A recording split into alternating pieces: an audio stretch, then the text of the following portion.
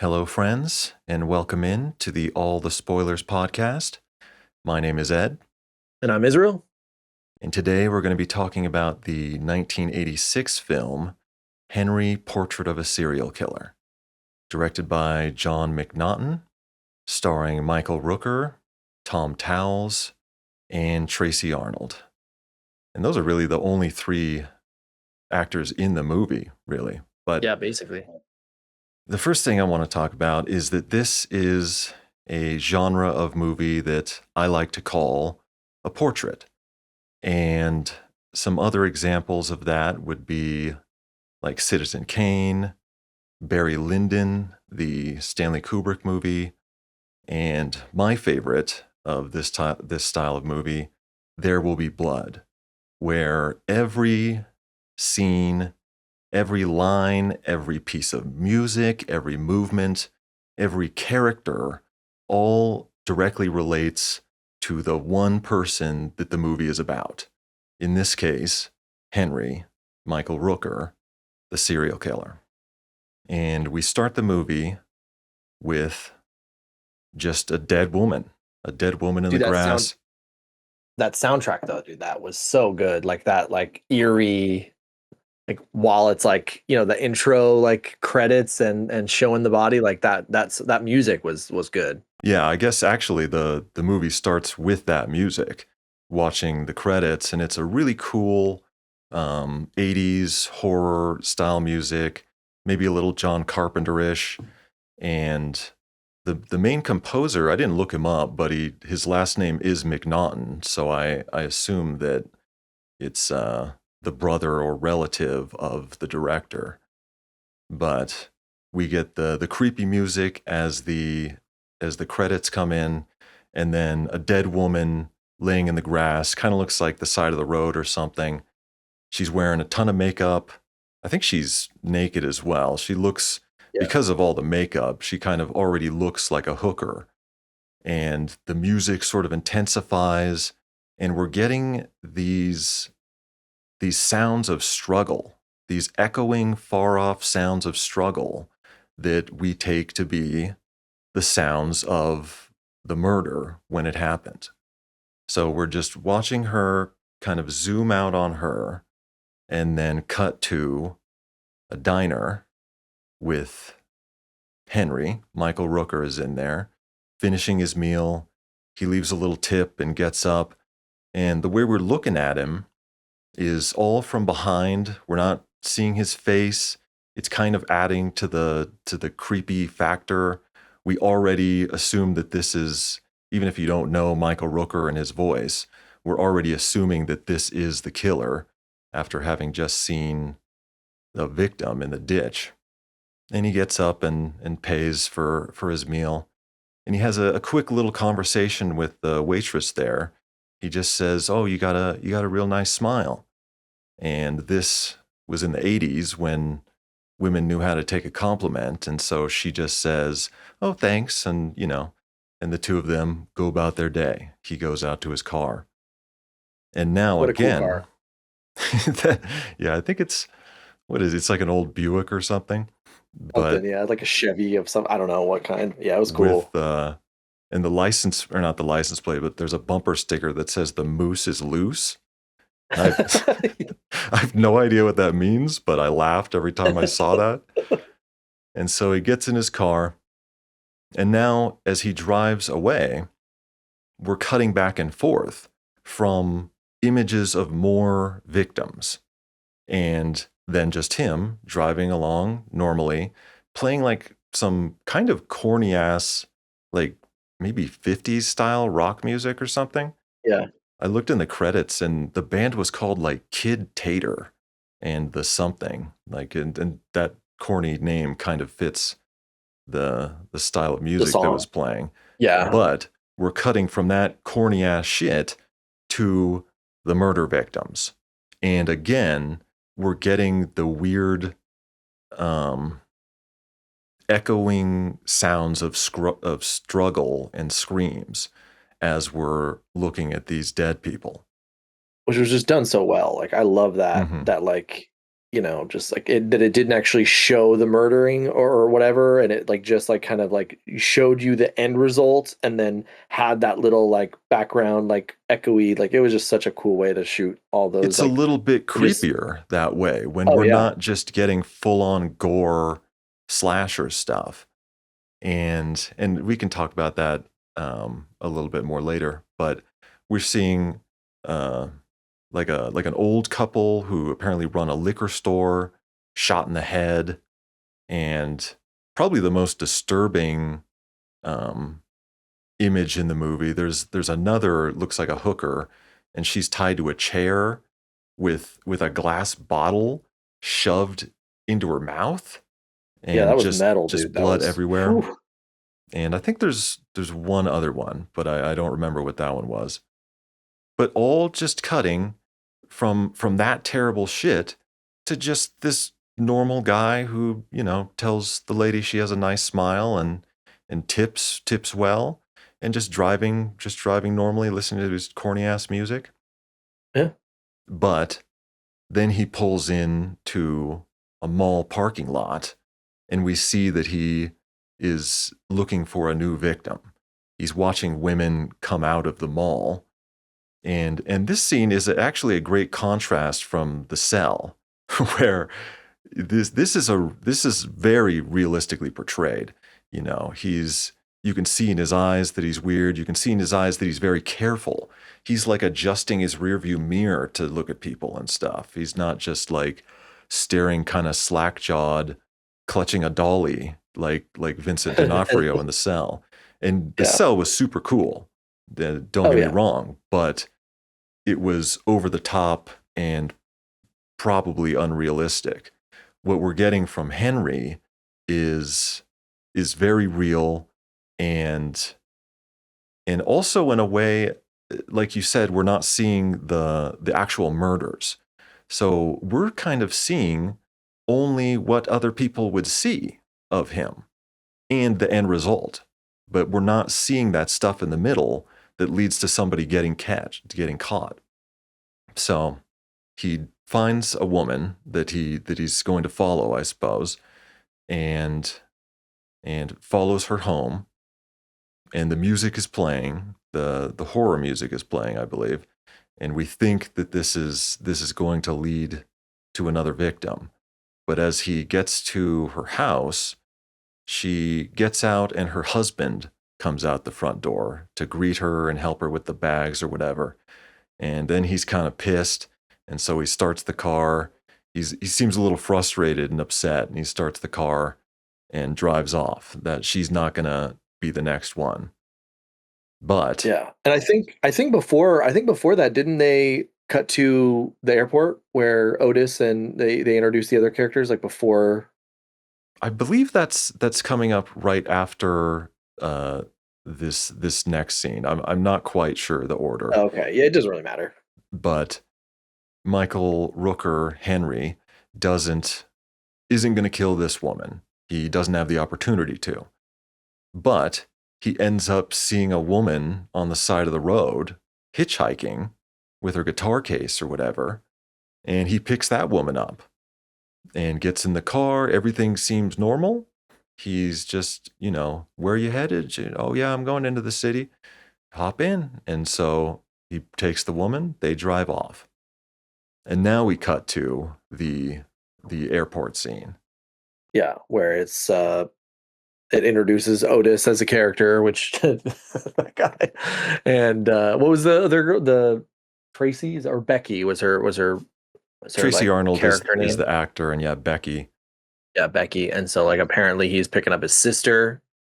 And he's just like, it's so funny to think of that dude telling her, "You look horrible." Like, but he just looks like He's the so ugly. sloppiest, ugliest dude I've ever seen. He's got like his teeth are so bad. It's like sometimes in the movie they're even worse. Sometimes they're like Yeah. black. He's like I thought that they were missing at first, and then I was like, wait, they're not. And then they're just like fucked. Like, yeah, it's totally funny. yeah, they're discolored and like really weird teeth. But like we said in some other movies, it actually helps the character.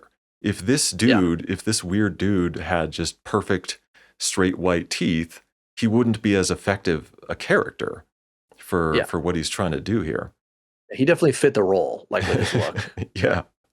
And so he's picking up his sister. He's giving her shit immediately, Yeah. like a brother. We already get that this is his character, where he's going to be poking people like that the whole movie. And you kinda get the idea that, like, hey, like, I told you not to stay with that guy, and you kinda get a backstory with Becky about her husband abusing her, hitting her, or whatever, and so she had to run away and kind of, seek refuge and hang out with her brother, I guess, like, as if that's a better option. Well, yeah. And as we're now leaving the airport, he gets up. He's like, "All right, let's go." And he picks up the smallest bag. The lightest And then thing. Yeah, she picks I up this noticed that too. bag that's like it's as tall, it's like up to her waist, and then she has to like waddle with it because it's so big. And then as they're driving home, they start talking about her situation, and her husband, or maybe ex-husband Leroy, is in jail, and she has a daughter with him. The daughter is with the mom, and I I don't necessarily think she's seeking like refuge because he is in jail, but she just needs to get away from that whole situation for a while and come to the city, make some money, and then go back. That seems to be her plan. Well, and then it brings up that she was a stripper or, like, a dancer. He definitely, like, gives her a bunch of shit for that in the car about her being, which, like, first of all, I feel like if you were a stripper wherever she was, like, she was probably making way more money than she's gonna be making washing hair. Like, I Yeah. don't know. She's just, like, a horrible stripper, like, but, I mean, that's a money-making deal, right? That's like a gig right there, like, Yeah, it's better than being a salon assistant, which is the job she ends up getting. well, I don't know, maybe the '80s were different. It's hard to say. Yeah, maybe there weren't big tippers in the 80s. Yeah, OnlyFans girls can make $1 million a month. Strippers work on dollar tips. But in the car, again, we get Otis poking her, and at the end of the conversation, he's like, "All right, you are you hungry?" And she's like, "Yeah."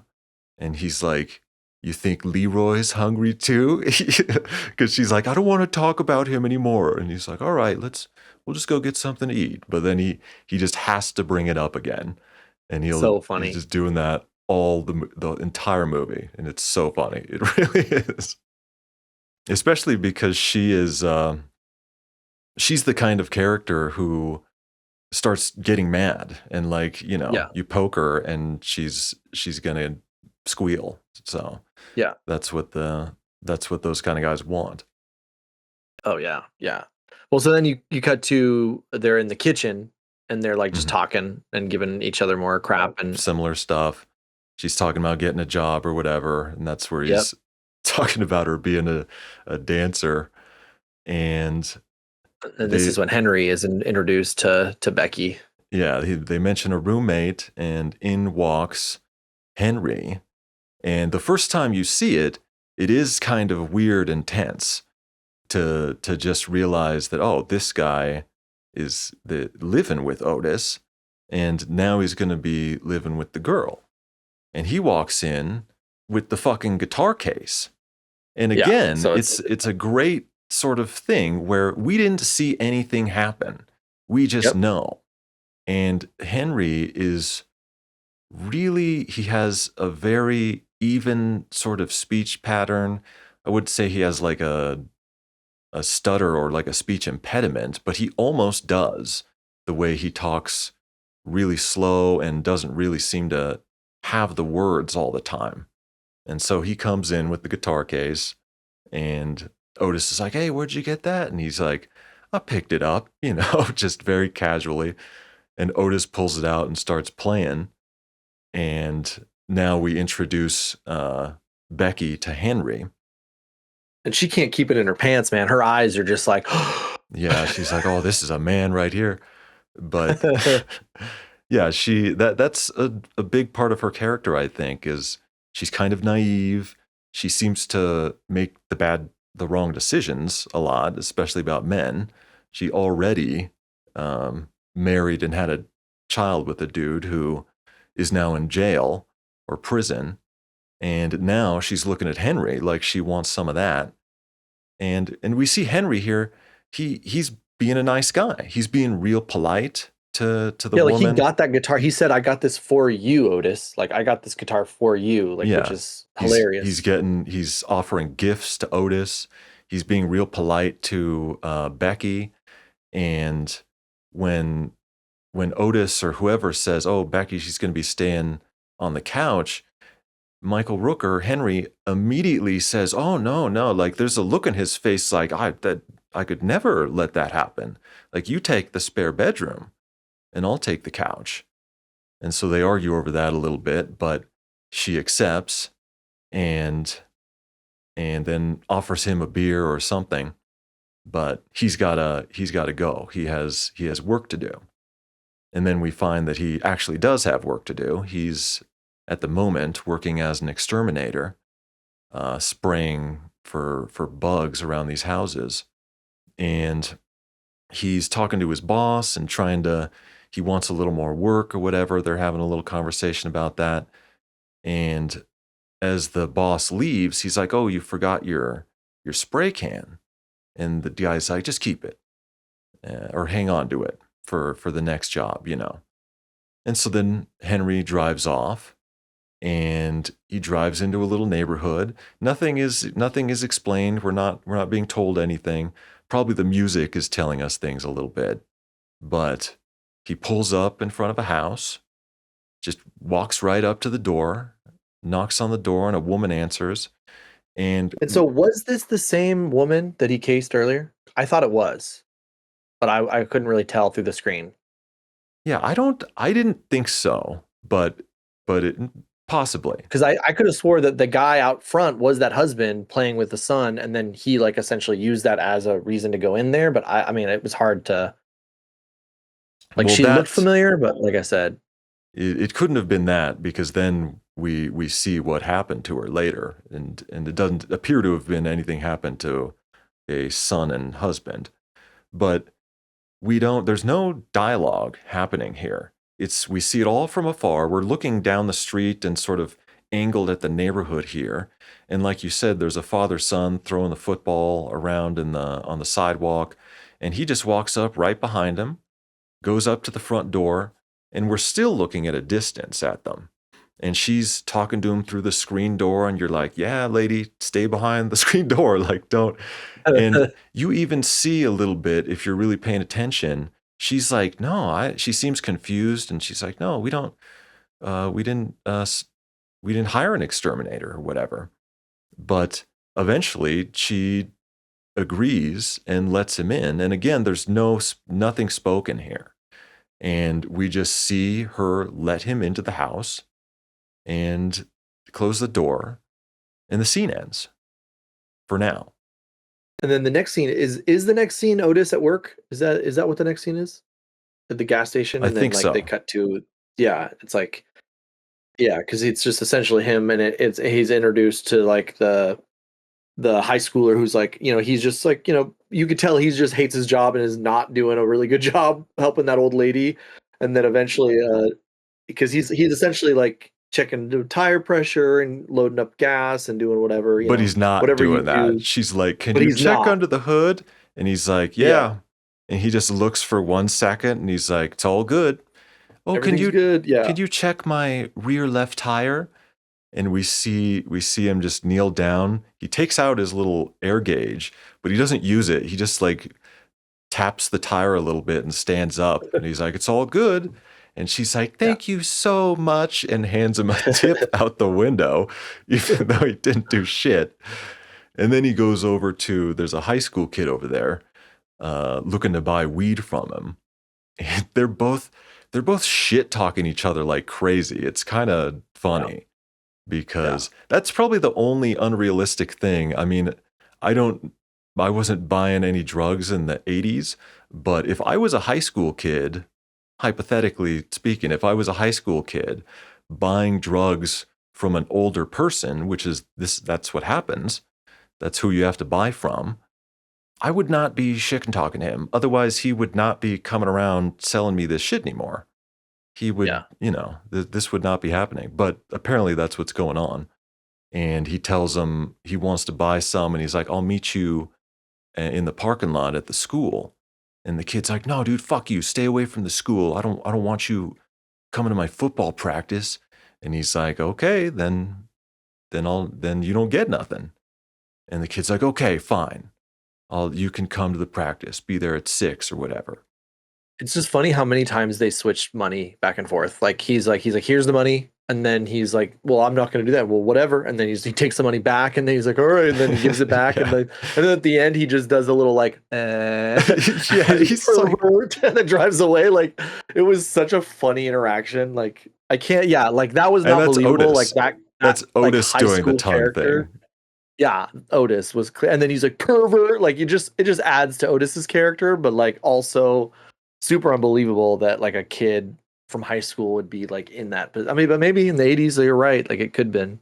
I don't know. I mean, like, if that's your only option, but that, like I said, that is not the way that, hypothetically speaking, I was dealing with older people in drug Yeah, situations. Like, you had to respect those people. Even if they were fucking with you, you had to respect them because you don't know what the fuck their deal is. You don't know they're violent, they got guns, they got friends that are violent and got guns. So you keep your cool as the kid. But after this, I believe we actually cut to the image of the woman who we assume was the woman that Henry went in to spray for bugs, or convinced her yeah, that that's what he was going to do. But we start in this scene looking at the TV, and there's the music playing, the horror music, and then it just slowly starts to pan over to the couch, and we see more and more of this woman. And then suddenly we're looking at the dead woman on the couch, and she's been strangled with some sort of electrical cord, and she's got cigarette burns all over her. And she's also wearing like a nightie, or a dress slip or something like that. I don't yeah, know. Girls nowadays aren't wearing that kind of stuff, so I don't really know what they are, but it was semi-sexual. Like, this is something that you would wear to bed. This is something that you're wearing intimately. It's not something that you're wearing when the bug sprayer guy comes over. yeah. And again, every time we see a kill like this, we're hearing the the screams, the far off sort of screams, distant kind of sounds of that murder and of that struggle. And then the next scene is Otis and Becky in the kitchen, right? They're talking again, and then that's when then Otis kind of explains, like, because she asked how they met, Hmm. like, and then they kind of go over like how they were both in the jail and how in jail, and then he got out a few months before he did. And then they kind of talk about how, like, she essentially asked, hey, what did he do to get into jail? Like, what did he kill his mom or something?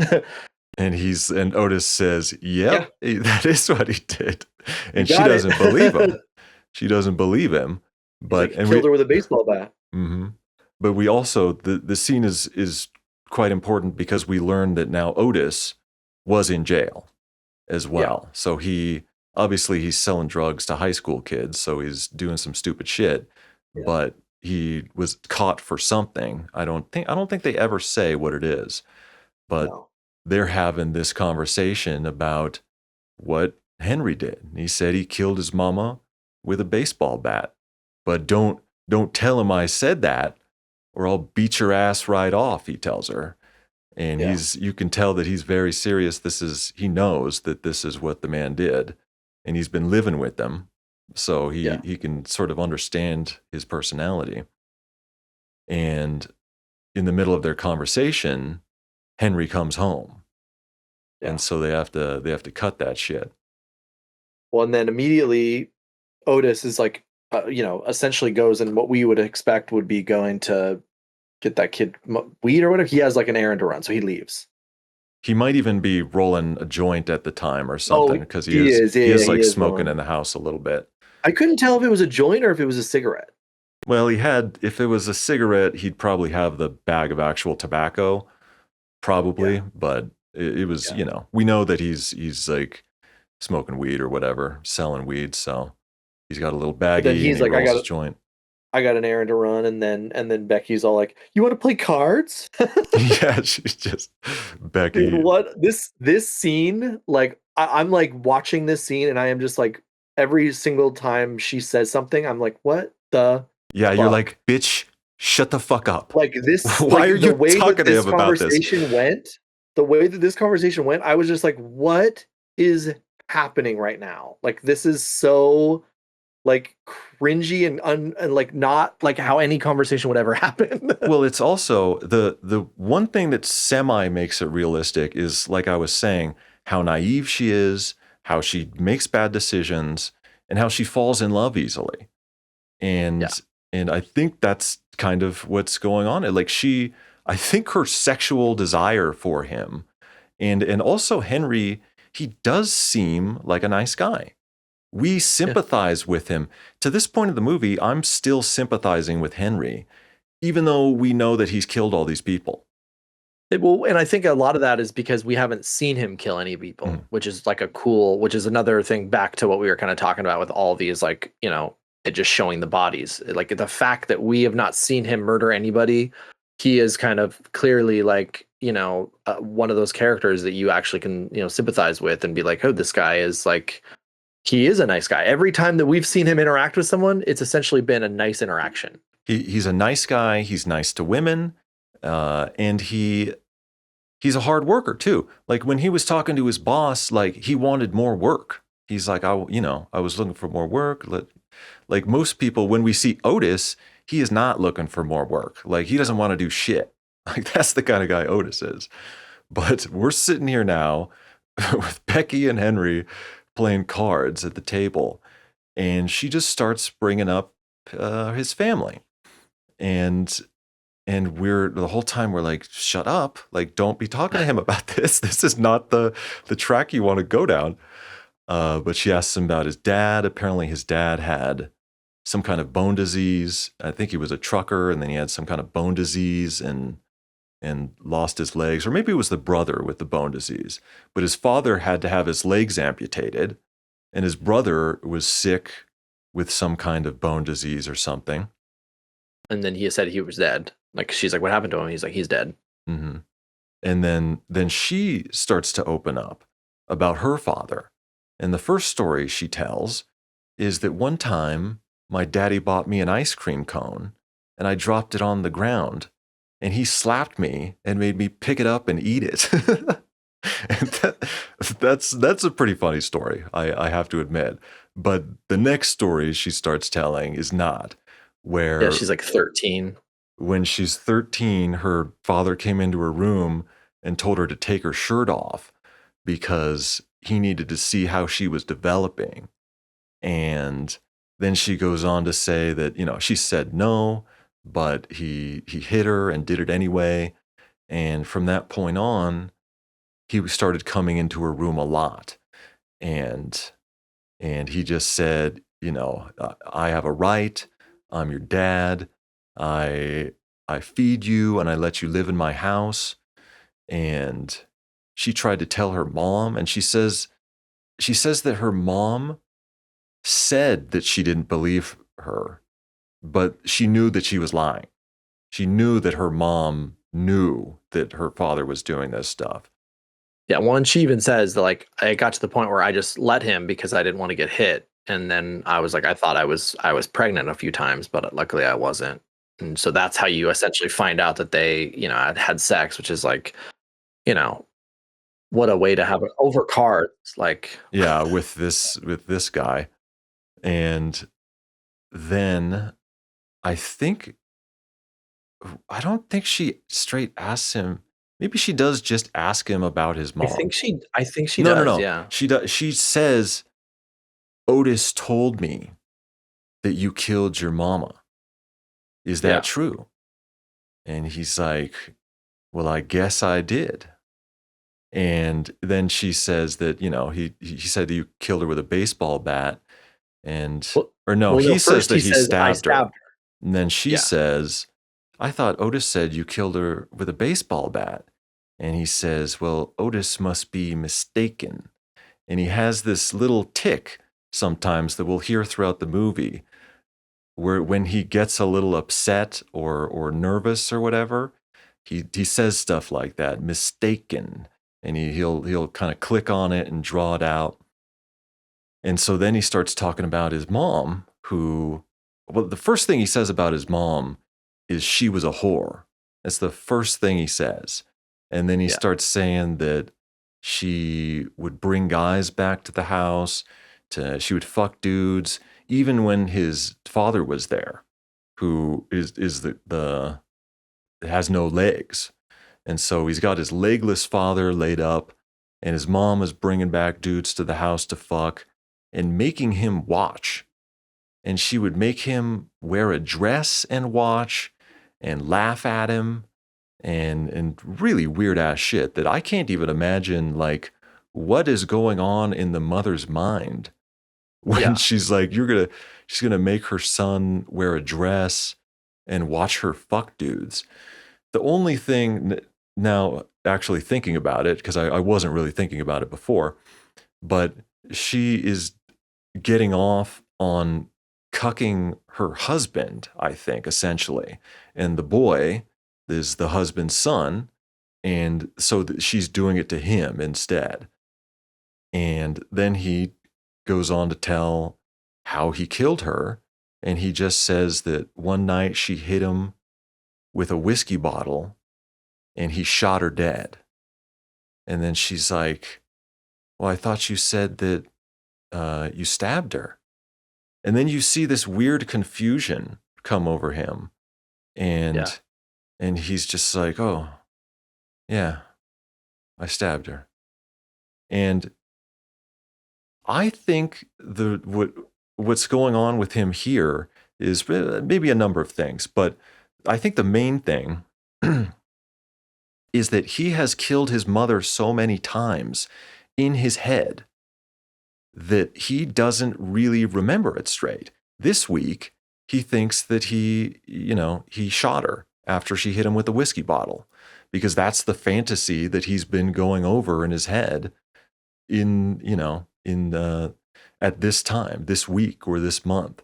And then at another time, it was he beat them both to death with a baseball bat. And then another time it was stabbing. Or it could just be that he has killed so many people that he doesn't really remember. But I kind of think it's the other one, where he's lived this trauma so many times, this specific event, that he's living it in different ways now. He wants it better. Yeah. He wants it he wants it to feel more, vindictive and satisfying to him each time. And so he has to build up some new fantasy for the murder of his mother. Yeah. Yeah. And so then after that conversation happens, doesn't just Otis just show up? Hmm. Yeah. And then And says something stupid. I'm pretty sure he just stands there in front of him. Well, we see that we don't see this throughout the whole conversation, but when Otis comes home, the camera moves down and we see that she has her hands on his on hands. his. And so Yeah. then they both kind of back up, and Otis comes swaggering in and just looks at him, drinking beer or whatever he's doing, and says something stupid like, "Anything good on TV?" Yeah, and so like this part of the movie, like I'm getting confused with a bunch of other scenes because so like there's obviously she goes and gets a job, and so she like goes around Mm, town and does her mhm. little girly walk. Is that what's next? Is that kind of like because I think she like goes and like goes and essentially comes back and says, "Hey, I got a job," Yeah, she goes her, little girl in the big city scene, and there's like the whatever music is playing. and buys a "I love Chicago" shirt. Yeah. So she goes out on her little girl in the big city thing and gets a job at the salon. And now we cut back to home where she's telling Otis that she got the job, and Henry comes home, and then she is like, "Oh, and I got this shirt." And she comes out and holds the I Heart Chicago shirt. And Henry is looking at it and he's like, what's that say on there? And he can't, and we learned that he can't even read, apparently. And he can't read, apparently, he can't read the letter I, a heart, and the name of the city that he's in. but but apparently that's the case. And she tells him, tells him what it says. And then probably Otis tells her to put it on. Yeah, And it then is Otis. she's like, okay, but you boys got to turn around. And Yeah, it's like, how very does she not just strange. go into the room? Yeah. What a weird, awkward. Yeah. It's very strange because that's her brother. And she's always he's like, you boys turn around, as if Yeah. it's not just her brother. And so they do, but Otis is he's like trying to peek over and she's scolding him. And then I even think he's kind of, maybe he's noticing that his beer is empty, but I think he holds the beer can and he's like trying to see a reflection of her behind him put on the shirt. And when she does put on the shirt, then he says, why don't you get your brother a beer? And when she comes back with the beer, he tries to grab her.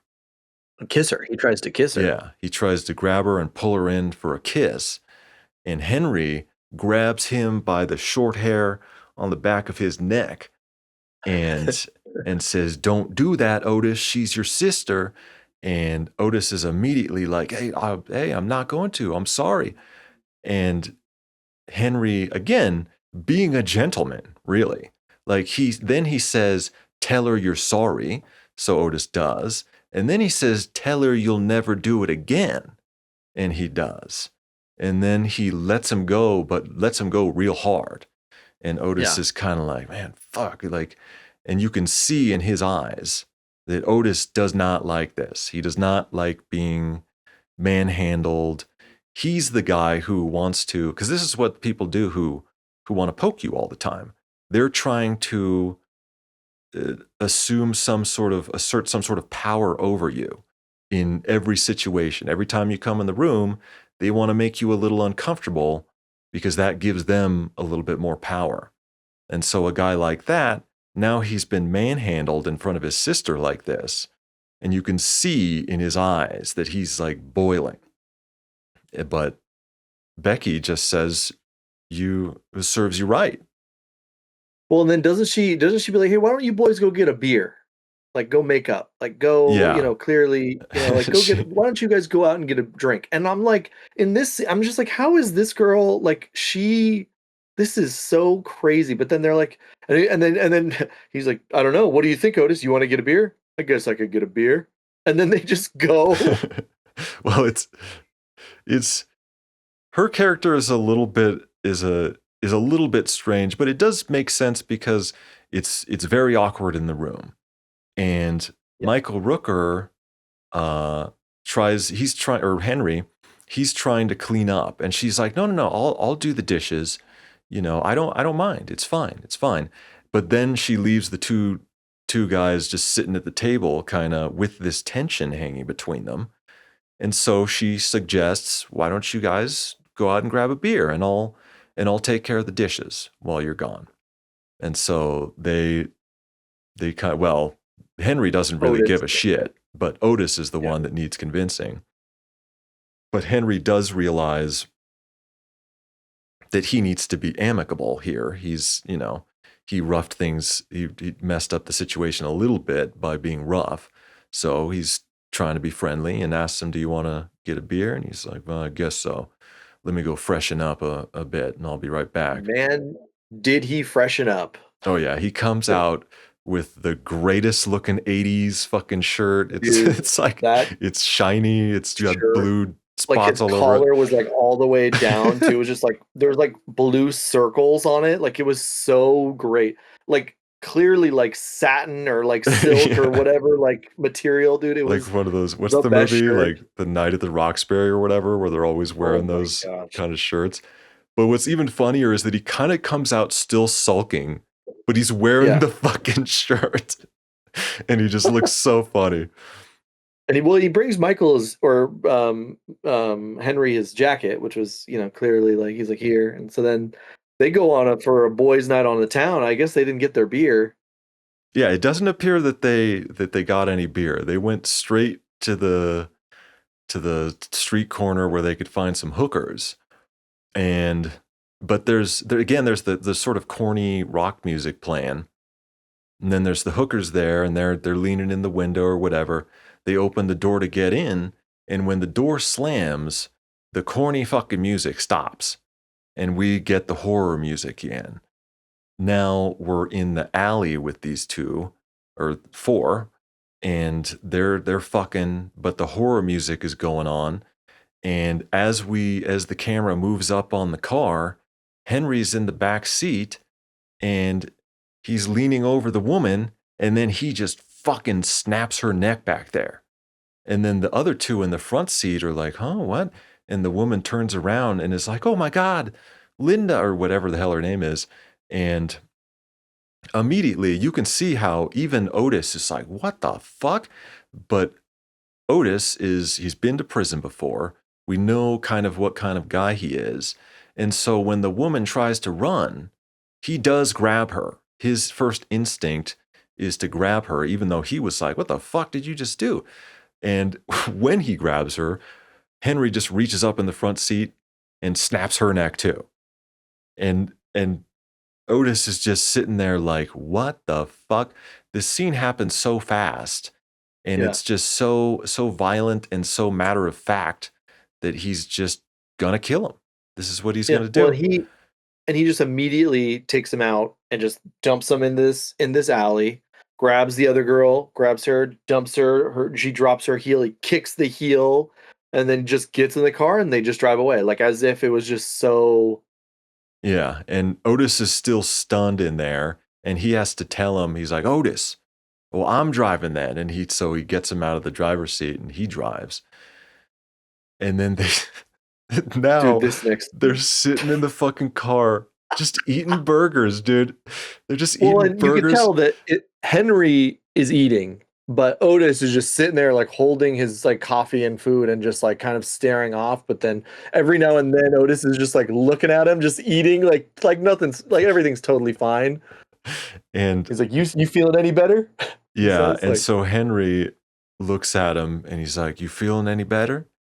And he's like, not really. And he goes, you want some fries?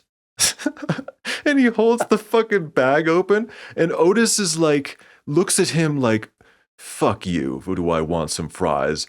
But he does want some fries, and he grabs a yeah, couple and he and eats then them. grabs the bag. Then he grabs the whole bag, and he's just sitting there fucking stuffing his face with the fries. and and this will play in a couple other times in the movie as well, but this is like Michael Rooker's thing. Like you see him, like we almost it would have been in character for him to have been the one to initially, piss off Otis, and then him suggest, you want to go get a beer. But he's like offering this little, do you want some fries? Like this is this little pick me up, as if you're talking to a baby or something, like a little kid who's upset. Now we go back to the apartment, and Henry is kind of explaining himself, kind of going over a bit of the manifesto of what's going on, right? And he's Yeah, asking him, he's like, haven't you killed someone before, right? Like he's telling Otis, you yeah. killed someone. He's like, and we don't know if Otis has or hasn't, but he doesn't Well, he say says he no. has. Yeah. I think he says yeah. He says yeah. Well, I don't think he specifically says yeah. I think he says it's not the same.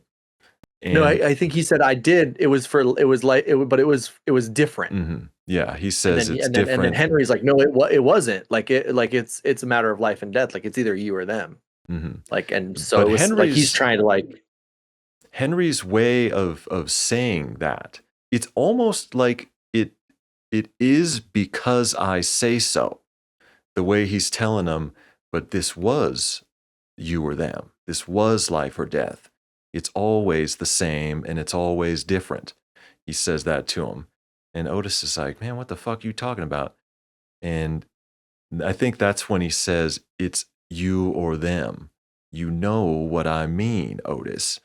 And we assume that he's talking about women, but that it's never really brought up. But it's a very, very strange scene. And now we're really starting to get Henry's personality. We saw him kill two people. I believe that this is the first time we've seen him kill somebody. And it was just so quick and so matter of fact.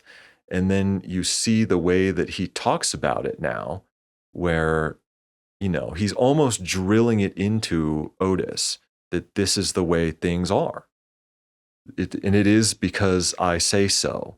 And that's how a killer has to think. Otherwise, they're going to go crazy. If you thought the way that Otis is thinking, you would go crazy. But when you just tell yourself that this is the way things are, you start to believe it after a while. Or you can at least hold on to that one thing. And so I'm assuming the next like around here is when he goes to his parole officer, right? Otis. He's like talking to his parole. Is that like it's like I don't know if it's the exact next scene, but it's like that is a scene where he's just like getting grilled by his parole officer, but not even grilled, like more just asking, "Hey, everything good? Were you working? Yeah, I'm Yeah. working. You know, if you hey, you end up working less, like let me know. I'll get you some more time. You good? Oh well, I gotta wrap this up. I gotta go to see my kid or whatever. And then like you see Otis's face is just like, yeah, everything's good, like knowing he just like was, killed somebody. Yeah, but we learn from this that Otis has pretty recently gotten out of prison, and now he's still got his parole officer. Henry doesn't have a fucking parole officer, and he killed his mom. So, and I didn't understand that either. I mean, maybe because he was young, or I don't know why, but he killed his mom and he got out before Otis, and he's still fairly young. He's like maybe 30 or something in this movie. So he didn't seem to have spent a lot of time in jail for killing his mom. Right, But right. that's just how it is. And after this parole scene, so we get a quick scene of Becky at her job, and she's just washing hair. That's her job at the salon. She doesn't cut hair or do anything like that. She just gives a shampoo. She's a shampoo girl before the women get their hair cut. And the woman is just complaining about the city or something and talking about, oh, they don't even speak English. This city is going to hell and blah, blah, blah. And now we go back to the apartment and Otis is watching TV and the TV's fucked. It's an old wooden set with rabbit ears and shit. And the picture won't come in clear. And so he's hitting it. I mean, this is just what you did with this kind of TV. You hit it and that it helped. I don't fucking know. But he gets too angry and fucking puts his foot through the TV. And we do get the impression that he probably wouldn't have done this had he not experienced what he just did with Henry. He Yeah. probably wouldn't have gotten so violent with his TV. But he does, and Henry comes home as he has just kicked it and standing there looking at it. And Henry's like, what the fuck did you do, Otis? And Otis says, I guess I just got carried away, as if, look who's talking. Like, Yeah, because I'm pretty sure that's what Henry said. He got carried away. Like when he asked him about when during the first initial kill of the prostitute with Otis there, he said I got carried away. Right? I'm not, So I'm not because sure if he that did was or why he not. said that, because it was like him saying that instead of like kind of being like, well, I got carried away, like you said that, like Yeah. they're But kind of a callback. I don't remember Henry saying that, but either way, it is definitely meant to be like, meant to allude to that. Like, you got, like, look who's talking. Like, Yeah. you're killing people. I kicked a TV. But And then Henry's like, I guess we gotta go shopping. yeah, which was kind of funny the way he said it. Like, let's go shopping. And so they pull up to this this this like back alley shop or whatever, roll up the garage door, and there's this big fat comic book guy looking motherfucker in there, and they walk in looking for a TV, and they're being real nice, actually. And so they're asking about the TVs. They want to see this one. The guy says, "Yeah, it works fine." They're like, "We want to see it. Let's plug it in." And so the guy hands him a cord. He plugs it in. He's like, "Oh, good job there. I see you've had some college," because he knows how to plug in the fucking cord. But these two are still, they're still not being mean, even though this guy is talking shit to them the whole time. But they don't want that TV. That's a $50 black and white. And so they're like, "Well, what else you got?" And there he's showing them some stuff. He shows them a camcorder, says it's $1,000, but he'll do it for half. And Henry thinks about it for a second and he's like, 500? And the guy again is being a dick. And he's like, "Yeah, 500. That's half of 1,000. And so they're kind of haggling. Henry eventually says, we had our heart set on a color TV, but this salesman guy, he's fed up with them. And so he's like, "Hey, you come in here with 50 fucking dollars, want to see all this shit, blah blah blah. You either take that set or get the fuck out." And Henry, now, the whole time that this guy's talking shit, we're like, "Dude, you don't be talking, you need to shut the fuck up. Like, why are you Yeah, being yeah. so This mean? is not gonna end well for you, big boy. These are not the guys to be talking to like this." But they're extremely nice the whole time. And even when the guy says, "Pay me the fucking $50 or get the fuck out," Henry says, "Oh, well, I'm sorry we wasted your time. Let's go, Otis." And he's gonna leave. But then there's a dark music sting, and the comic book guy is not, TV guy is not having it. And he's like, "No, you fucking came in here and you wasted my fucking time, you fucking dumbass." And Henry picks up a soldering iron on his table and just starts, well, first he stabs his hand on the table, and then he just starts stabbing him in the chest with the soldering iron. Otis And then Otis immediately comes behind him. Otis immediately jumps in and starts choking him with an electrical cord. He passes out, and then Henry, this is why I had to explain the whole scene going on in here. Henry picks up the $50 set that they were arguing over. And this is like, really, this whole scene is like one of my favorite scenes ever. Oh, yeah. It's so satisfying to kill this guy because he's such a dick. And Henry picks up the $50 set that they were arguing over and smashes it on his fucking head. And then he hands the cord to Otis and says, "Plug it in." And he plugs it in, and they electrocute the guy. So it all ties in with all the Yeah. shit that he was talking to these dudes. They plugged it in, they fucking smashed the set on his head. And Otis, when he tells him to plug it in, he's kind of blank for a second, but then he gets this real big smile and he fucking does it. And they electrocute this dude to death. Cut to now, they got a new color TV in the apartment. They got the camcorder. The fucking music is going. We're looking at we're looking through the camcorder, so you can see the grainy shit, and it's bobbing around. And I think it's Otis with the camera, and he's filming his No, sister I think dancing around. it's Henry at first, and then they're, like, awkwardly dancing. Like, Otis and his sister are, like, dancing, and she's like, "Hi, mom," and, like, they're just, like, the Yeah. like, your first camera video of, like, "Oh my gosh," like, so, Yeah, like, because some people wouldn't cringy. understand that because everyone just has cameras in their pocket now. But at the Yeah. time, every time somebody pulled out a camera in the fucking 90s, well, this was in the 80s, but I wasn't around much in the 80s to remember.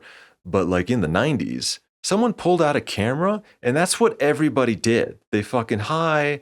The person with the camera would be like, "Say hi," we're gonna show this to your grandma or whatever. Say hi, grandma. You're Like gonna this be is what famous. yeah, this is what people did. So it is silly and cringy now, but looking back, you're just like, that's how it was. Like, I mean, it fits her character for sure. mhm. And she's sort And of a at the silly, cringy character a little bit too. yeah. And then eventually she's like, "Come on, Otis," or and then she's like, "Come on, Henry, dance with me." And then they switch, and then Otis is filming, and then they like dance awkwardly. And Otis is weirdly egging them on. They Like, kiss, right? That's when they yeah, kiss? and then Becky grabs Henry around the neck and just lays one on him. And when he Kinda pulls gives him a big away, smooch. this is the first time that we see Henry smile. And it's creepy and awkward Yeah. and just it's I think it's the only time in the movie that he does smile. And, his dancing is also awkward too. Like he's very stiff and weird, but he kisses her and then but he doesn't like completely pull away or anything like that. He doesn't get mad. He just is really awkward and creepy. And then she sort of turns around with her back against him and he puts his arms around her. And you're kind of thinking like, is this sweet? Is this like nice? Or Yeah. I don't know. It's very, very weird. I think then, like, he sits down, and then she sits down, and then eventually, like, they're getting like, Henry clearly gets annoyed with Otis, and he's like, "Turn it off, Otis. Turn it off." And then he just turns it off. And then I think the next scene is when they, like, they're all the shenanigans with the video camera, right? Like, with the family and stuff? After this, we cut to Otis selling drugs to the kid. And he's waiting in the school parking lot. You can hear whistles and like football practice going on over there. And the kid comes in the car. He's still fucking with each other, but he eventually gives him the weed and they exchange money. And then he says, "You want to try some?" And so he lights up, and he doesn't even have a full joint, by the way. He's got like a little roach that he's already been smoking, but he lights that up, Otis, hands it to the boy. And we see the close up as he's handing him the joint. The kid takes it, and then he just turns his hand over and puts it on the boy's thigh and squeezes. And the kid immediately, as if that was like a hitting your knee with a hammer, he just boom punches him in the face and fucking runs out of the car. And Otis is like, "Oh, fucking shit." He punched him in the nose or something, and his nose is bleeding. And then he's just like bashing the steering wheel. He's so pissed. And now we go back to the apartment with Henry, and he's fixing his nose in the mirror or whatever. And we're looking over the guy's shoulders at the mirror. And we're looking right into Henry's eyes. And Michael Rooker in this movie, I almost think that they didn't put makeup like around his eyes to always make him have these like deep set eyes with bags under them and stuff. Like that's always kind of his look with the bags under his eyes. And we're looking into his eyes as he's telling Otis, like, you can't, Otis wants to kill the kid. He says it. He's like, "I wanna kill that kid. I wanna kill that kid." And then Henry's like, "You can't kill that kid. The people have seen you with him." Yeah, you can't be killing a high school boy. This is not good for you, Otis.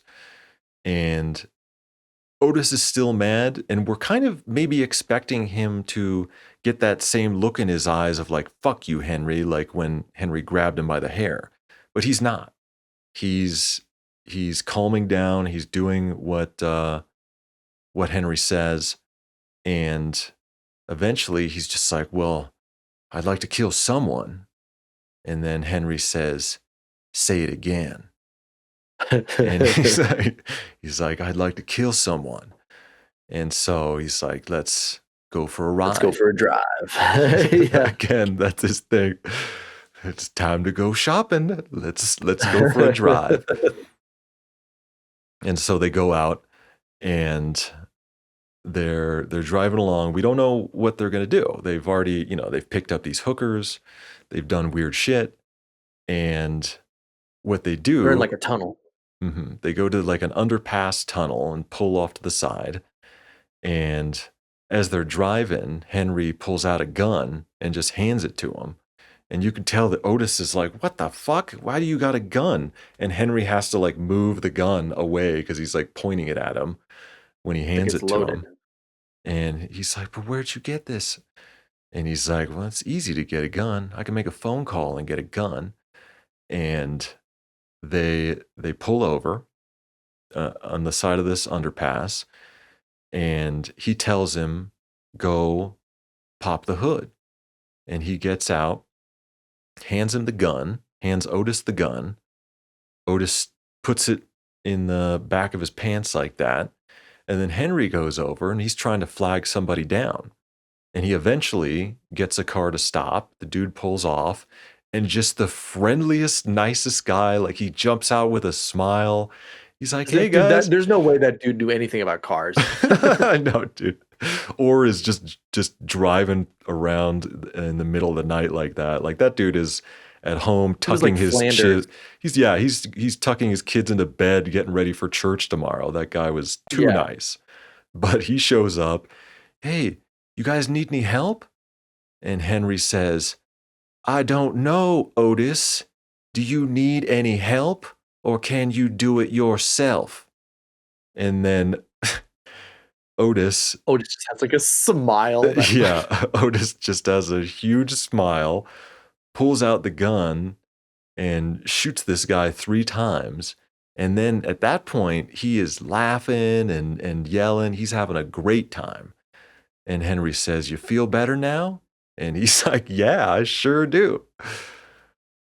and then now it's the montage, right? After that of like the video camera and all that stuff. I think now we cut directly to them with the video camera, and Otis. Now they're just in somebody's house, and Otis has got some woman. She's got her shirt ripped open or whatever. He's grabbing her. He's on the chair and he's just grabbing her there and holding her and fucking around, and like Henry's filming her, and we can see in the mirror in the back Henry's body, and with the camera and everything, and he's fucking with the woman. And we turn to the husband. He's on the ground with a bag over his head and he's making too much noise. So Henry kicks him and tells him to shut the fuck up. And when he turns back up with the camera, we see like a teenage boy in the doorway. And now shit breaks loose and the camera drops. And this is actually a really cool scene and a really cool way Yeah. to film it, because Yeah. it's really creepy looking through this old camera in the first place. And especially with what they're doing. But then when you spot the boy in the background, it's almost like a weird, it's almost like watching footage of a murder, like some security camera footage or some like UFO shit or something. It's just like the boy appears in the background. And if you're sympathizing for Henry at all, which you might still be, to be honest, you're like, oh shit, like that boy is back there. So he drops the camera, and now we're looking at the whole scene from this cockeyed angle on the floor, where Henry tackles the boy, drags him back into the living room, and he's wrestling around with them, and eventually snaps the boy's neck. And then Otis snaps the woman's neck. And then he starts fucking around even more. And he's like, look at me, Henry. And he starts doing the fucking thing again where the woman's dead and he's making her wave and everything. And then he starts He's like kissing her. Yeah, he wasn't like, I guess he was like touching her tits and stuff. But now that she's dead is the time that he decides he's going to kiss her, which is weird. And he goes for a big, like, it looks like he's just sticking his tongue all the way down her throat, what he's doing. And Henry pulls out his knife, kills the father now. And as Otis is trying to rip the woman's pantyhose off and fuck her, and Henry's like, no, Otis. And the way he says it, it's sort of with a little bit of that tick that I was talking about, but it's also like he's talking to a dog, where he's like, no, Otis, we gotta go. And so they pack up, or well, they don't pack up, they leave. And we cut immediately to the two of them sitting on the couch in their apartment watching the tape. And just like you could just tell Otis is just all like he's just getting off on it and just watching it, and he's like, we're watching it over, and then they like watch it, and then he rewinds it, and then even Henry's just like, what are you doing? So I want to watch it again. Yeah, it's like, I want to watch it again. And then he watches it in frame by frame. He's Yeah, like, it's like slow yeah, motion. and it's Yeah. really fucked. And so here we realize that Otis is going a little off the deep end. He's having too much fun. It reminds me of course, Dexter came after, but there was many seasons of Dexter, many seasons of Dexter. There's even a new Dexter. But at a certain point when like Dexter is someone finds out or like wants to kill with him, that like big, I don't know if he's Mexican or Puerto Rican or what he is, like the Hispanic dude from Law and Order, that Yeah, yeah. season, like we can tell when that guy goes off the deep end. And now he's not being careful, he's not following the rules, and something has to snap. He's almost drunk off of the like power or whatever, Mhm. the thrill of it, and he's just like, similar to the Otis, like they're just like so fired up. They're just all, yeah, they can't Yeah. be contained. He uses it like he kills someone and he's laughing and having a blast, whereas Henry kills someone and it's probably closer to Dexter explains all this stuff, right? And especially if you've read any of the books. But it's like the thing builds and then you got to release. And that seems to be Yeah. more where Henry's coming from. It's not like I'm going out to have fun. It's it's more of a something that he I need has to to do do. this to get through. Mhm. And now to further the Otis going off the edge, now they're driving around and he's filming women and he's just talking. He's like, "Oh, did you see that one? Oh yeah, look at her walk." And he's getting like Look at how real. her skirt flows. Yeah, he's like, "Look at the skirt flowing." I was like, "Is that what you're looking Like at, down dude?" to her ankles too. It's like so funny. Like But the way he's talking, he's like, "Oh yeah." It's like he's jacking it or something. And he's not paying attention. And apparently he's leaning his head out the window with the camera, and they hit something. A car is a little bit too close, and he's hanging out the fucking window.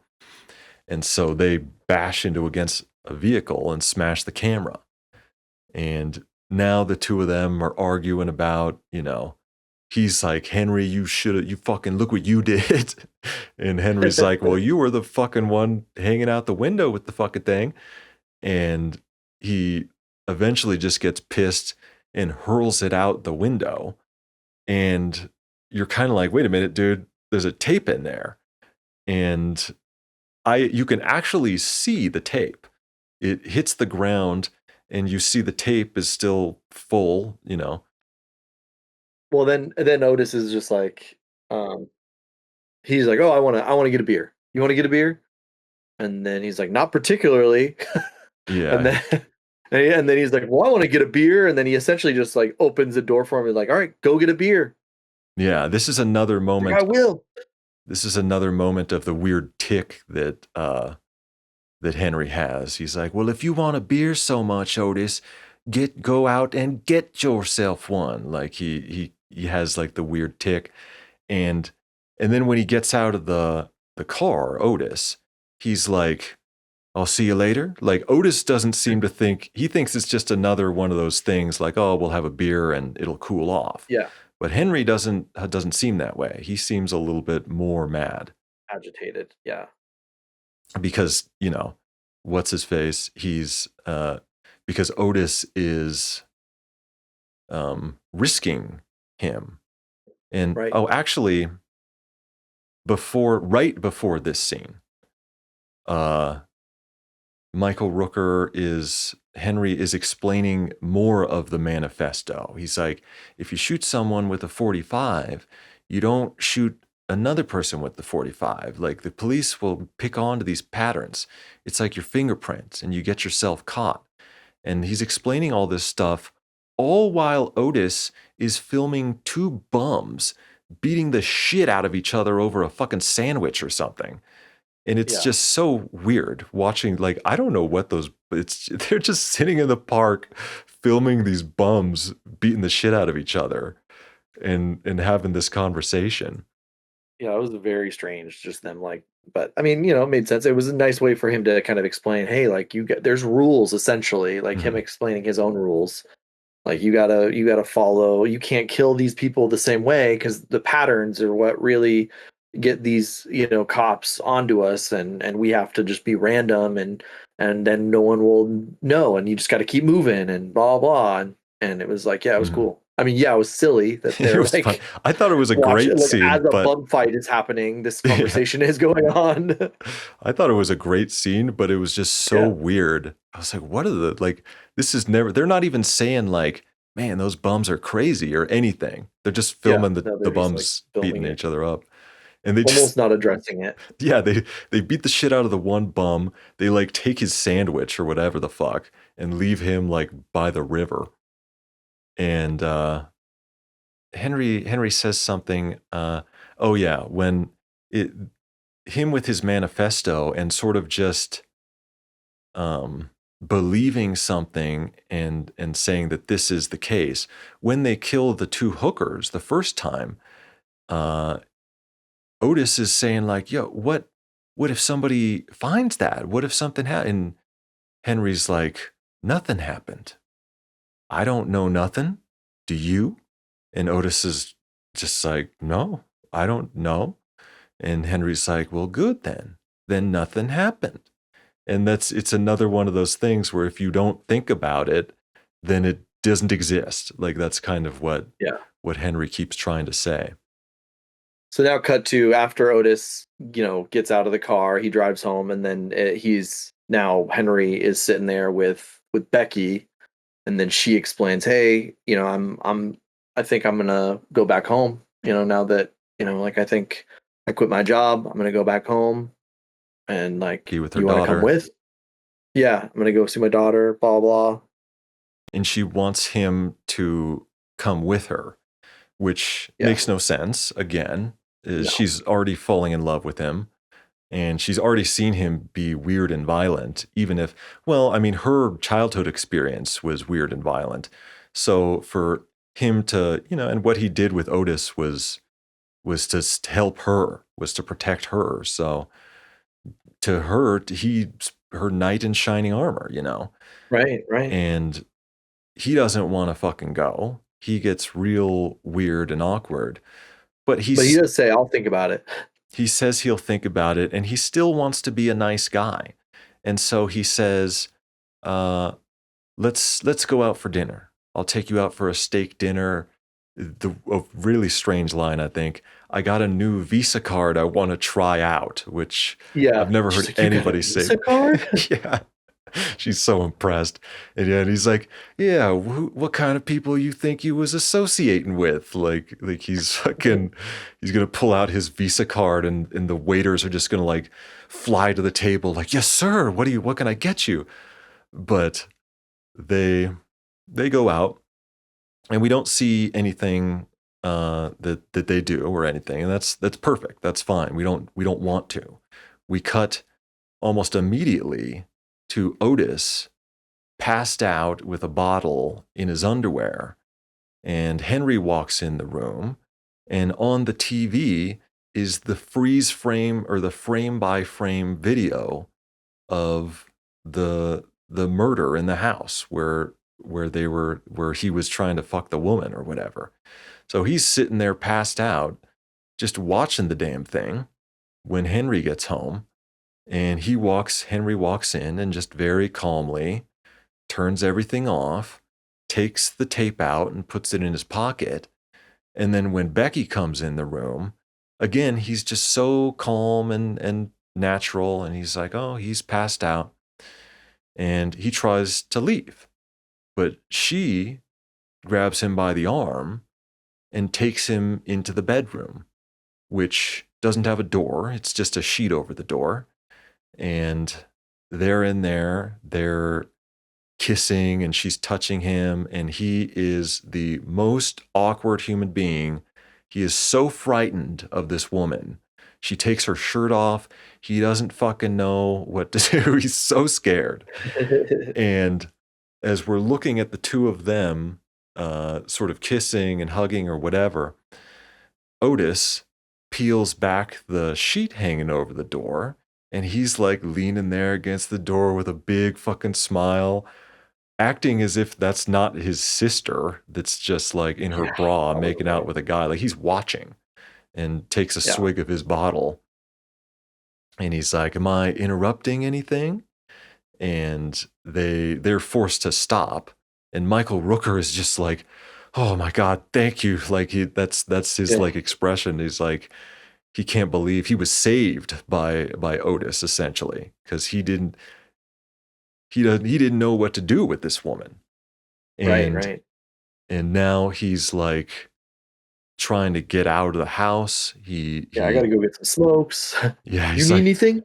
it's like I gotta get some cigarettes. I need some fresh air. He like kissed this woman for 2 seconds and he's just like about to fall to pieces. And then yeah, he asks her, "Do you need anything?" And she's like, "No, I need sex right now." But Yeah, you're not doing that, so no. And so he leaves to go, and we immediately suspect that he's gonna fuck some shit up. He's gonna kill some people or something. yeah, The music starts playing. He's walking down the street, and he goes into the store to get some cigarettes. And again, the guy behind the counter has an opportunity to be a dick. We're kind of expecting and waiting for that because he asks for some cools and the guy goes, "What kind?" And Michael Rooker, who is just doesn't know how to talk to people, doesn't have the words, he just goes, "Huh?" Like an idiot. And you're almost expecting the guy kind of pauses and you're expecting the guy to like talk to him like an idiot. But he's just like, "What kind of cools? Milds, regulars, whatever." So he sells him the cigarettes. And as he's leaving, the guy goes, "How about them bears?" And yeah. Michael I Rooker is love just that. like, "Fuck the Fuck bears." the Like bears. he's so pissed. He's just like, "Fucking bears." And he goes outside now. And we also see him like, this is the way that he deals with men too. We saw the way that he dealt with a woman. He can't. Like he does not know how. But with men, he's this growling, intimidating guy. Like he knows how to fucking he doesn't need to fucking say anything about the Bears. But he's pissed and he's gonna let it out a little bit on this guy. And outside, we see the woman and her dog. Henry walks up to her, asks her, or says, "Real nice dog you got there."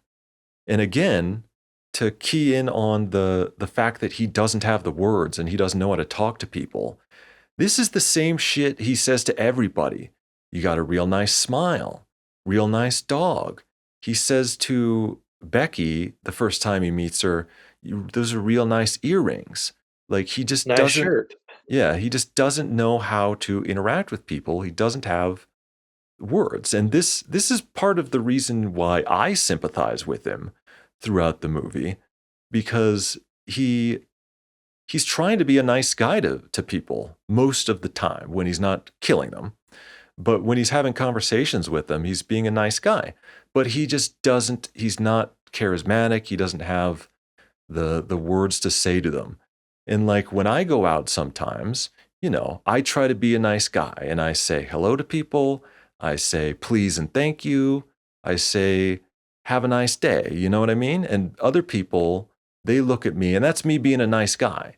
But I feel sometimes that people hear me or look at me and they're just like, "Yeah, what the fuck ever, dude." You know what I mean? Like they don't understand because they're better at communicating. And so when somebody just tells you to have a nice day, they don't understand that you're being real. Like you're trying to be nice. This is not just drivel coming out of my fucking mouth. at Yeah. any stranger. Like, this is something that I'm saying because I'm trying to be nice and be personable with you. And so here Henry is trying to make a conversation with the woman, asks her what kind of dog is it, and she says Heinz. And he's like, "Huh?" And she's like, 58 varieties. And he's just looking at her like an idiot because he doesn't know what the hell she's talking about. And then she's like, "It's a mutt." And she's not getting mean with him though. She's just, this is kind of her sarcastic personality, I suppose. She's also got a really great coat on, right? Like, she's got like Oh a yeah. full like cheetah print coat. And so he has a little conversation, he pets the dog, and then she's just like, "Okay, we gotta go." And she's just like very flat with him and whatever, but not mean. And he follows her. He waits for her to get a little ways and he follows her and gets to the corner and sort of watches her go around the corner, but then turns back. He doesn't kill her. And then he walks back to the apartment, and then like as he's walking, you cut to a scene where Otis is essentially raping his sister, and then like, but obviously, Henry just walking, and then like throughout this scene is like interesting because it's like it cuts to him walking, and then it cuts to the rape, and then it cuts to him, and then all of a sudden you hear like the moans, and then he's like walking up the stairs, and then like in my head I'm like, how does he not hear it? But also it's probably just because like they're just giving us the context or It whatever. it could be But then just the like movie doing it, but we yeah, hear the screams and the shouts and the rape going on in the hallway as Henry is coming up the stairs. We see the shadows of the stairwell and everything, and we know how this is going to play out basically because we know who Henry is. And yeah, so we go back to the room, and Otis, he's raping his sister. He flips her over to probably put it in her ass, and Henry just bursts in the door and kicks him off. And so then they start fighting. Uh, Otis ends up grabbing his bottle and smashes it on Henry's head. And then Henry is dazed, and so Otis grabs the broken end of the beer bottle and puts it to his throat. And I think he says, what did he say? "Adios, motherfucker," or something like that. yeah, But Becky goes to her purse and grabs a comb with a really sharp end, apparently, yeah. because she stabs him in the eye. She Oh, stabs dude, Otis that's in the eye. the fucking the prosthetic head was like so cool looking. it Like looked it was it looked so like really cool.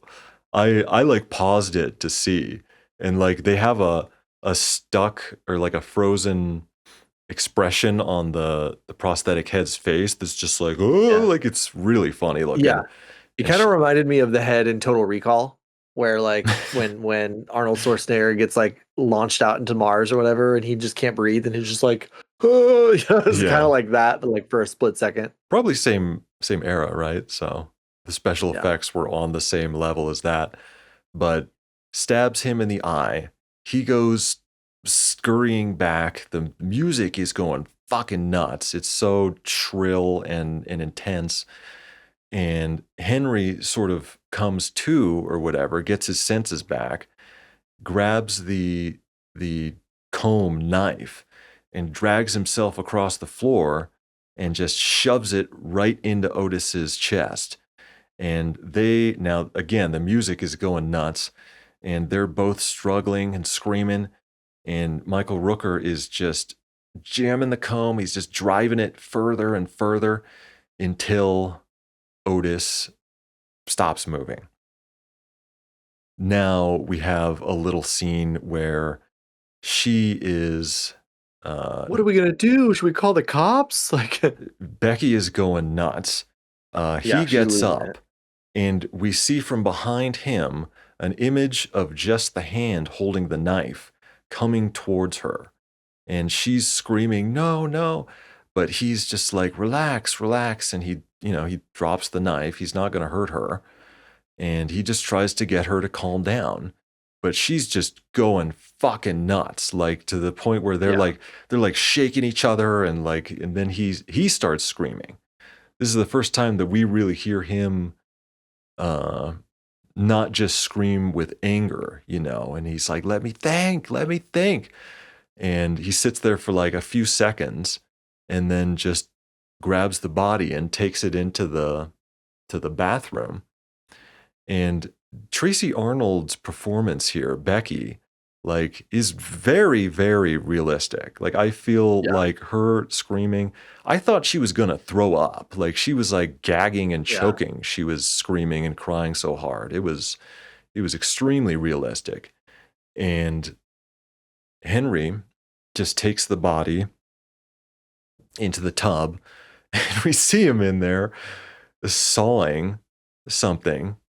And Dude, the then sound effects of the cutting was so funny because it was like some sort of like it yeah, it sounded was so weird. like it did not sound very realistic, but it was still like cool that Yeah, they put those in. it didn't sound like a saw on bone or anything like that. No, But no. he sawing something off, and then you see him pick it up, and it's the fucking head, and he dumps it in a trash bag there, and then just goes back to work with more Yeah, sawing. keep sawing those body parts off. Yeah.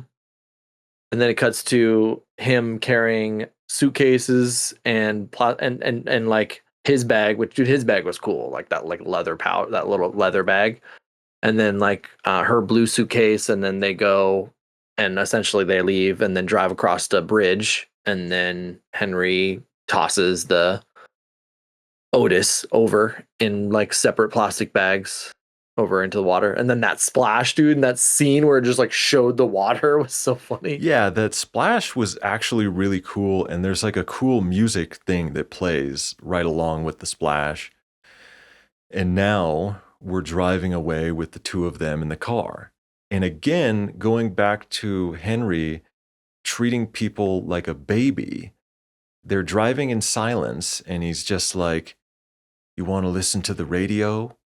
And she immediately is just like, "Fucking Henry." Well, she doesn't get like really pissed like that, but she's so distraught. She can't believe that he is just saying, "You want to listen to the radio?"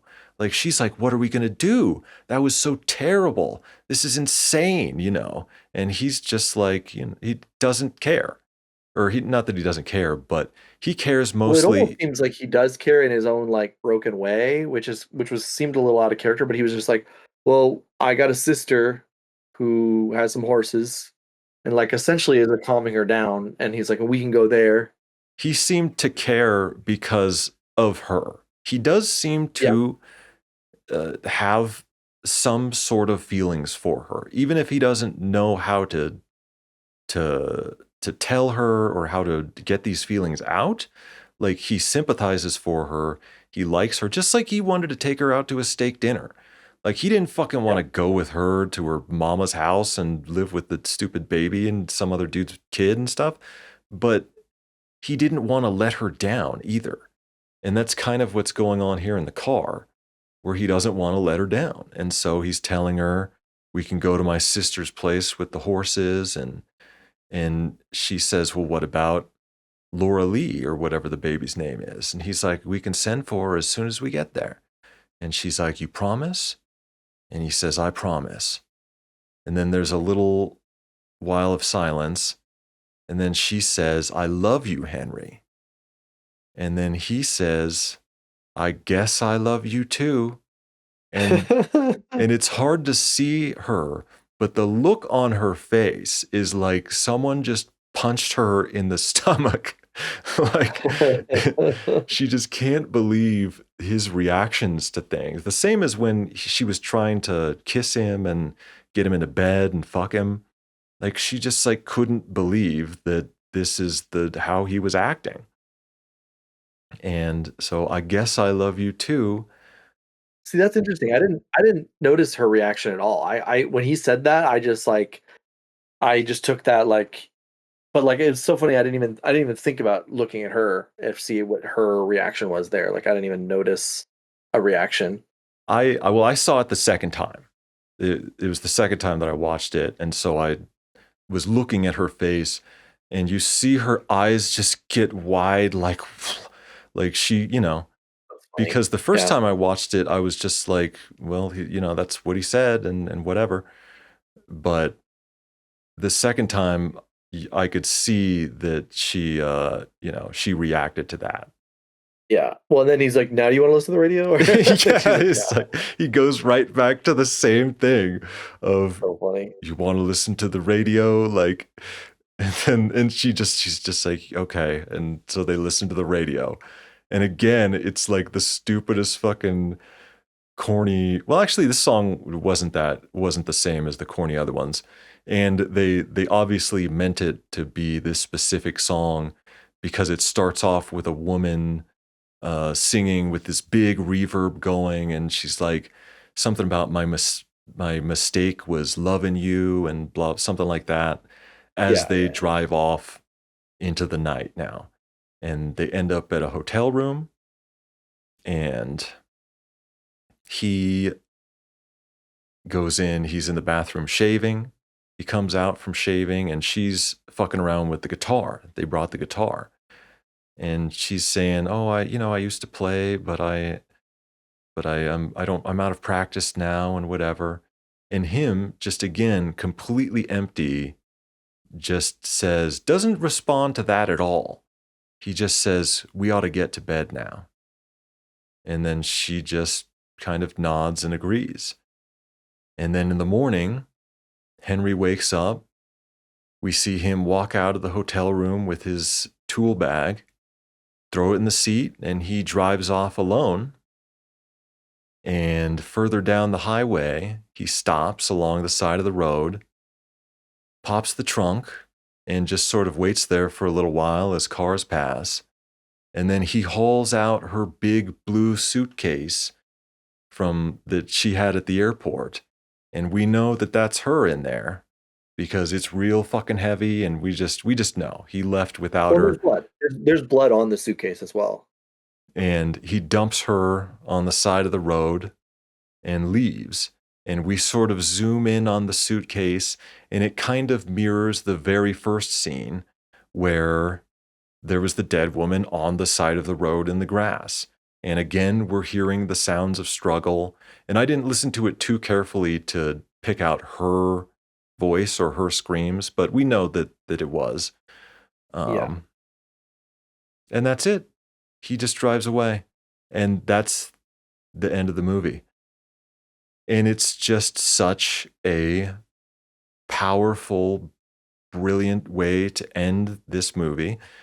It's not only mirroring the first scene, but just the very calm, matter of fact nature of all these killings is just so realistic. This is how a real serial killer would probably act. And it's almost more disturbing to see it portrayed this way than Yeah. the psychopath thing with like a back and forth between some sort of cop trying to catch him. And that's another thing about this movie. It's at this moment, it's the only movie I can think of about a serial killer that is not about catching the killer. It's Yeah. just There's no about the cops man. in this movie at all. Yeah. Never once is there a cop. Or an investigator or anything at all. It's There's a parole just yeah. officer who just doesn't give a shit anyways. He's not going Yeah, to turn yeah. in anybody. Yeah. Well, I like to think that he killed her because of how bad she was at guitar. Well, well, like, it's interesting though, It's like like, Otis could play guitar. yeah, I agree with you, like, with how it ended, and I mean, I love an ending like that, but, like, I also am like, why didn't he just kill her after he killed Otis? Like, it just didn't make sense to me, like, why he would, like, have that long, like, to deal with her or all that stuff, like, like, why not just kill her then and then leave? You know what I mean? Like, it just didn't really. I think he kind of liked her, and he just, but even But just not the guitar playing, and then that's what really yeah, pushed him he over the just edge. I mean, she didn't want to listen to the fucking radio. But I think the more time he sort of had to think about it, he realized that she's a liability. not only is Yeah, she I a mean, it makes sense. liability, but Otis was different. Like he wasn't going to kill Otis. He killed him because of what happened. He was raping his Yeah, sister, and then she stabbed him in the eye, and he's like, "This is a mess. Not just the blood and everything. It's a mess. We need to get rid of the mess and cut off all the loose ends." And so he had to kill Otis. But when they were buddies, he didn't I want to find do it it. hard to believe that like when he is dealing with all this, that she's not just being hysterical and like absolutely like with her character, like just losing her mind, that he wouldn't have just been like, please just shut up and just kill her. You know what I mean? Like instead of like, I mean, obviously it didn't show any of that. You know what I mean? It didn't, but like my thought was like, dude, like I can't even imagine this girl after I was seeing like that, where not only did she get raped by her brother, but she also took part in killing of her brother, and then like Yeah, because she set it off. watched her this person cut her brother in pieces, and then like drove away after, and then like like it just was like found it so hard to believe that she didn't get killed before like just because of her as a character. But he just wanted to keep all the horses to himself. I think that's what it was, He his wanted sister's the horses. horses. Well, she's obviously makes bad decisions in her life. She married the guy who later in the story we hear that her husband Leroy is in jail for murder. So she's already been around this murderer. She grew up with a father who beat her and raped her. Her brother, who knows what else he did before this instance of raping her. He Yeah, tried to kiss her. He wants to see her with her shirt off. So she's a very submissive, very naive. She's not going to the police. She could have gone to the police about her father a long time ago, you know. She could have gone to the police about Leroy. Who knows what Leroy was doing? So I think this is just her character where you can tell her to shut up and let's go, you know what I mean? And she's going to yeah, go along with it. Also, a woman in 2025 would be much different. But in 1986, when you tell a woman she has a nice smile and she lights up and smiles at you and says thank you, we're talking about a different breed of woman, you know, as well. So I think that's where that whole thing was coming from. yeah. But no, it was good. I mean, it was definitely like intense, but like it was good. Like the movie was good overall. I really did. Like it was hard to watch it sometimes, but like I really love Michael Rooker's portrayal of a serial killer. Like his like he played it so well. Like obviously to skip to the like actors, like obviously he is the shining star, like he really just He's so so good. Like his realistic. performance was, yeah, like just absolutely amazing. Like he just really knocked it out of the park. Like he really fuck bears, dude. Fuck the bears. Yeah, Like just so good. fuck the Bears. Yeah, he when you have a character like this, you gotta get a fucking psychopath. You cannot put one by me, man. Like I've seen too many people, I've seen too many psychopaths. Yeah. So you can't Michael Rooker, I bet you, uh, he's the kind of guy that if you see him at the bar and you start saying shit that he doesn't like, he's gonna be fucking looking at you like, you motherfucker, like I'm gonna fuck you up. Yeah. And if you go too far, you're gonna find him in the parking lot with a fucking tire iron. Like he seems like that kind of guy already. Like you Yeah. can't, and you need that kind of guy for this role. You can't give me Jared Leto or whoever the fuck as the Joker or like whatever. Like you can't. Like you Yeah. got to give me Tim Curry as it. You got to give me Jack Nicholson as the Joker, Heath Ledger, a dude who fucking, killed himself, like overdosed on pills in a hotel room or Yeah. some stupid shit. Like you got to give me a psychopath. And Michael Rooker does it.